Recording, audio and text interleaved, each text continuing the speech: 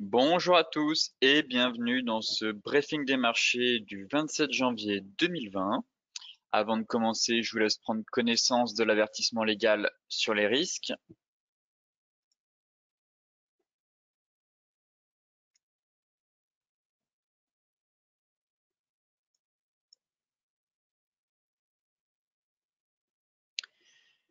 Et tout de suite, on va s'intéresser à l'actualité des marchés. Effectivement, comme vous pouvez le voir, cette semaine, c'est le retour de la volatilité, de l'aversion au risque. En effet, les bourses européennes ont terminé certes en hausse vendredi, avec des annonces rassurantes concernant le coronavirus chinois ayant soulagé les investisseurs, mais ce week-end, la situation s'est un peu dégradée et on va dire que les bourses européennes sont surtout pilotées au rythme du coronavirus.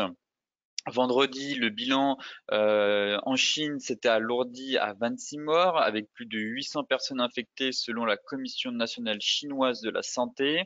Mais les marchés financiers retenaient surtout les efforts des autorités du pays pour endiguer sa propagation. À ce stade, l'Organisation mondiale de la santé juge qu'il serait prématuré de considérer cette épidémie comme une urgence de santé publique de portée internationale, mais l'organisation, elle, basée à Genève, dit surveiller son évolution de minute en minute. Ce matin, les bourses justement ont débuté en fort recul vis-à-vis de la propagation de l'épidémie de pneumonie virale, renforçant les craintes des investisseurs à travers le monde, les actions des sociétés exposées à la Chine reculant fortement. Enfin, Wall Street a terminé dans le rouge aussi vendredi, de nouveau rattrapé en fin de semaine par la crainte, comme je vous le disais, de la propagation à grande échelle du virus chinois, pouvant surtout affecter la croissance mondiale. Les indices avaient pourtant débuté la séance dans le vert, mais suite à la décision de l'Organisation mondiale de la santé de ne pas encore déclarer l'état d'alerte international face au nouveau virus chinois, toutefois, les indices ont commencé à fléchir après confirmation en cours de séance vendredi d'un second cas du virus aux États-Unis. 2 cas plus tard ont été confirmés en France, les premiers en Europe. Pourtant, la Chine a intensifié ses efforts pour contenir la propagation de l'épidémie avec le confinement de plus de 40 millions de personnes dans la province de Hubei. Nombre de festivités pour le nouvel an lunaire samedi ont été aussi annulées. Cependant, comme je vous le disais, les craintes liées à la propagation du virus chinois, ravivent des tensions sur les marchés financiers. Et comme vous pouvez le voir, on va commencer tout de suite avec l'indice CAC 40 qui chute lourdement ce matin à l'ouverture. Alors, on va commencer avec l'hebdomadaire et enfin l'hebdomadaire, l'oblique haussière, vous voyez, elle était gapée à la baisse. Clairement, on a vraiment cassé ce niveau avec un gap de rupture. Pour moi, je pense que là, on pourrait considérer que nous avons un gap de rupture. Toutefois, les prix évoluent encore dans ce canal haussier, hein. Si je me mets en journalier, on voit que les prix travaillent la borne basse du canal. Pour vous montrer, voilà. On est pile poil dessus, vraiment, on est dans un canal haussier et on est sur la borne basse du canal. Parti comme ça, je verrais bien un retour sur les 5860 points dans un premier temps. Effectivement, pour avoir soit un rebond sur la borne basse du canal, mais pour le moment, le flux est baissier. On a un fort flux baissier dans la séance du jour et les vendeurs ne lâchent rien. Donc un premier niveau à retenir, c'est les 5860. Et ma foi, si on enfonce ce niveau, derrière, si je reporte l'objectif théorique du canal, on pourrait facilement rejoindre les 5700 points. Concernant le DAX, pareil, hein, qui, voilà, on était, comme je vous le disais, sur une résistance historique et pour moi, j'avais du mal à être haussier hein, sur ce niveau de prix. Cette résistance couplée à la borne haute de notre canal. Alors certes, on faisait de la mèche, on venait travailler vraiment cette borne haute, mais je trouvais que le potentiel était relativement limité sur l'indice après la récente hausse assez fulgurante du DAX. Et derrière, eh bien, pareil, on est venu faire un gap baissier, on a gapé la borne haute de notre ancien range. Et là, actuellement, eh bien, on a la place pour venir voilà, prendre appui sur les 13 200 points. Je pense que on pourrait facilement rallier ce niveau de prix qui correspond aux anciens plus hauts de mai et de juin 2018 et à notre oblique qui passe par tous les plus bas. Donc ici, venir chercher 13 180, 13 200 dans un premier temps est tout à fait envisageable. Et derrière, finalement, si la correction est plus profonde, ce serait un retour sur les 12 940 points. Concernant le Dow Jones,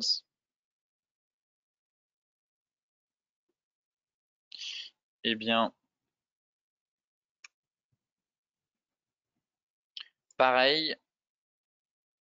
Alors j'évoquais sur le Dow Jones notre fameuse étoile du soir ici qui a été confirmée et qui pouvait justement déclencher une correction de marché. Pour le moment, elle est tout à fait validée. Elle est même confirmée. Hein. Les prix ne sont pas repassés au-dessus des 29 400 et derrière, le marché est en train de corriger. Sur le futur, on va ouvrir avec un gap à la baisse aussi. Là, on a eu un avalement baissier. Toutefois, ce qui me dérange sur cet avalement, c'est qu'il apparaît un peu après un léger repli. Vous voyez ici qu'on a eu l'étoile du soir qui était validée, on a corrigé un peu et on a l'avalement. Je préfère qu'on a un avalement vraiment sur un top de marché, comme on a sur le Nasdaq actuellement, que je vous montrerai après. Mais voilà, je constate quand même qu'il y a un avalement, qu'on a une étoile du soir, qu'on va ouvrir avec un gap baissier et que logiquement on va vite se retrouver sur la borne basse de notre canal ici et si on casse, et ben tout simplement pareil, ce sera un retour sur les anciens niveaux de support vers les 28 175 points et si on a une correction plus profonde, dans ce cas-là, retour sur l'oblique haussière qui passe par tous les plus hauts. Donc premier temps 28 175 et derrière, allez, on va arrondir 27 700 points. On va regarder le Nasdaq surtout, qui pour moi est très intéressant.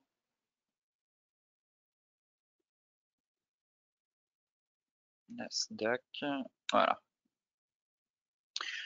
Surtout que cette semaine, elle va être accompagnée des résultats d'entreprises US et surtout dans la tech, que ce soit Tesla, que ce soit Amazon, que ce soit Apple, il me semble qu'on a aussi Microsoft. On a beaucoup de résultats d'entreprises US, mais surtout on a, les résultats d'entreprises sont essentiellement des titres, des sociétés qui ont une forte pondération dans l'indice Nasdaq, comme Apple, comme je le disais, Microsoft et Amazon. Donc, ça veut créer des mouvements importants de prix sur le marché, en plus de la crainte de l'épidémie du coronavirus. Alors, le Nasdaq, eh bien, c'est magnifique ce qu'il est en train de réaliser. C'est très propre techniquement, je trouve. On a un avalement baissier ici. Logiquement, on doit avoir pas mal de volume. On va regarder ça. Voilà, ça, c'est toujours très important à regarder les volumes. Et vous voyez que ici, sur ce chandelier, voilà, on a fait énormément de volume sur ce chandelier baissier. Comparé aux séances précédentes, on est quasiment dans un record au niveau des volumes depuis le mois d'avril et le mois de février. Donc, première alerte, les volumes.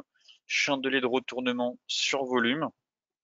Donc ça incite à une correction baissière voilà, dans les jours à venir. Ensuite, on a une divergence sur RSI derrière. Elle n'est pas encore validée. Il faudra qu'on casse le bruit qui est juste là en clôture. Mais là, on va voir avec un bon gap baissier cet après-midi. Donc, je pars du principe qu'elle est validée.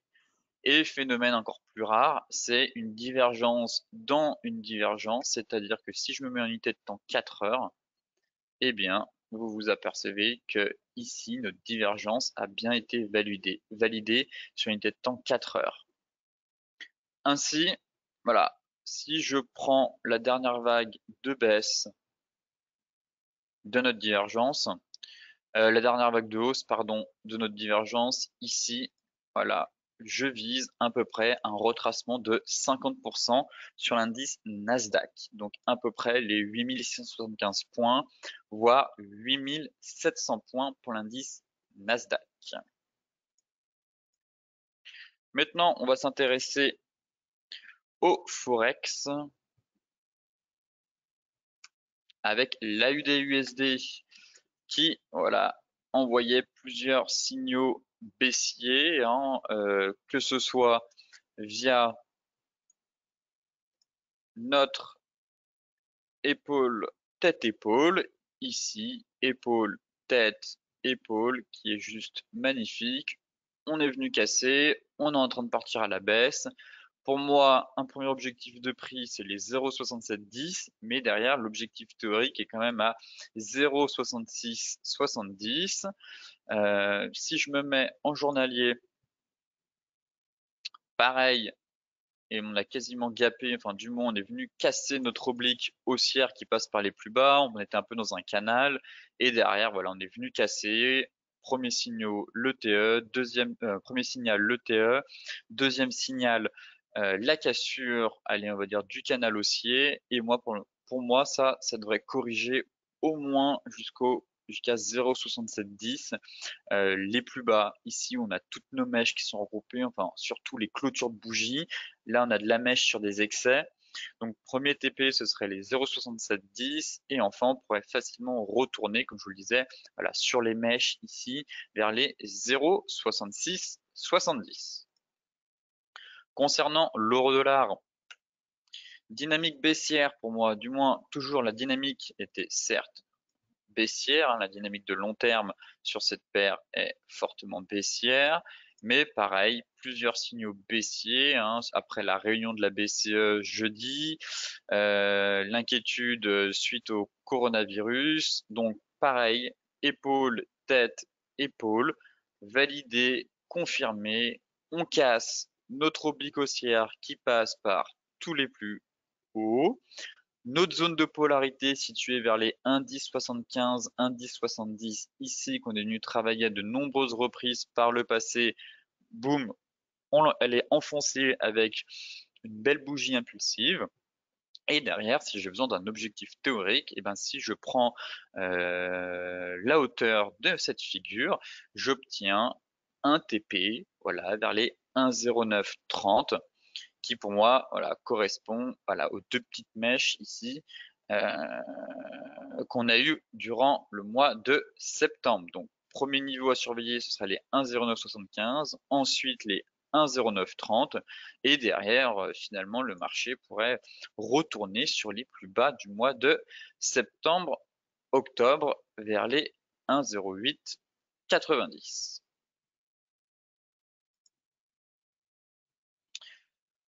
On va regarder l'euro face au yen japonais qui a surveillé aussi, voilà, retour sur le bas du range. Alors certes, si je dézoome, la dynamique de fond est clairement baissière. Là, on avait une tentative de reprise haussière pour moi à l'intérieur d'un biseau ascendant. La semaine dernière, justement, on a enfoncé notre biseau. On est venu casser notre support à 121 et la barre de base du biseau, donc première alerte. Et là, on se trouve un peu sur le bas du range. Donc c'est ici que ça va jouer maintenant, c'est de savoir si, ok, est-ce que les acheteurs vont se montrer présents, on retourne chercher les 121 ou au contraire, on enfonce ce niveau. Et pour moi, là, si on enfonce, c'est direction les 118,45 dans un premier temps. Et derrière, on pourrait facilement avoir une correction vers les 117, puis les 116, 125. Donc là, vraiment, on travaille les 120. et c'est le niveau à surveiller. Pour moi, c'est le pivot clé pour la suite. Soit on rebondit direction 121, soit on enfonce. Et dans ce cas-là, on repart chercher les 118,45 et on reprend la dynamique baissière de long terme depuis le mois de janvier 2018. Enfin, pour terminer le Forex, on va faire l'AUD face au yen japonais. Et pareil, intéressant, hop là. On évoluait dans un canal haussier et on est en train de casser la borne basse de notre canal ici allez, on a à peu près un double top aussi qu'on est en train de former. Du moins, on avait notre ligne de coup. Si on base notre ligne de coup ici,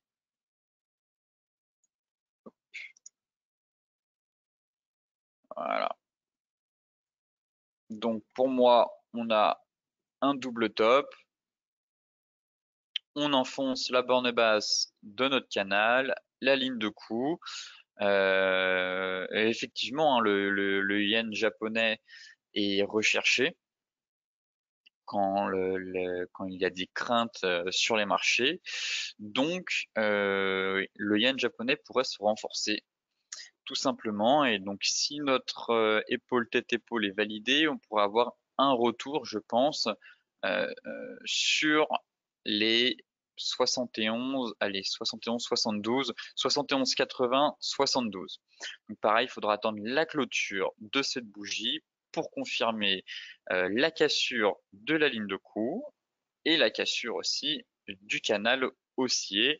Et si la bougie confirme tous ces éléments, dans ce cas-là, on pourra avoir une correction un peu plus profonde vers voilà, les niveaux de prix que je vous ai expliqués. Enfin, pour terminer ce briefing des marchés, on va surtout s'intéresser au pétrole qui plonge depuis plusieurs semaines. On perd, je crois qu'on a perdu quasiment 11% la semaine dernière sur le pétrole. Là, depuis les plus hauts, on perd quand même 18%, allez 19%. Donc c'est vraiment la dégringolade sur les cours du pétrole. Je vous expliquais ce range pour moi durant l'année 2020, la borne haute à 70,50 et la borne basse à 56. On avait quand même ce chandelier, voilà, on avait un magnifique avalement baissier ici qui nous mettait en alerte sur la borne haute du range. Là, pour moi, je ne vois pas pourquoi on ne viendrait pas faire une rotation complète du range, enfin du moins une rotation complète des prix à l'intérieur du range. Là, les 58-60, ça correspond pas à grand chose. J'ai l'impression, on n'est pas sur un gros niveau de support. Voilà, c'est vraiment, allez, on a peut-être ce niveau de prix ici qu'on est venu travailler, mais là, dans le range, il n'y a pas eu vraiment d'obstacle, je trouve, sur ce niveau de prix. C'est pour ça que je m'intéresse plus à la borne basse du range. Voilà, je fais confiance aux stratégies de trading range qui consistent à acheter sur la borne basse et vendre sur la borne haute. Parfois, il arrive qu'on ait une résistance dans le range ou un gros support dans le range, mais là, je trouve que c'est pas vraiment le cas. Voilà, ce qu'il faut surveiller, c'est la borne haute, la borne basse et la zone d'équilibre. Voilà. Et là, pour le moment, sur le pétrole Brent, je ne constate pas de gros support à l'intérieur du range et je pense qu'on pourrait facilement retourner sur les 56,15, 56,50 et c'est ici qu'il va falloir surveiller justement un éventuel signal de retournement après voilà une chute comme je vous le disais de plus de 19%. En 4 heures, on a un RSI qui est quand même bien survendu. Mais ça n'empêche pas que la baisse pourrait continuer et se poursuivre jusqu'au 56. Mais c'est vrai que je note que là, on est quand même assez survendu et je ne serais pas étonné qu'on ait un rebond dans les prochaines séances sur le Brent. Et pour mettre justement, pour faire le parallèle, on va regarder aussi le WTI.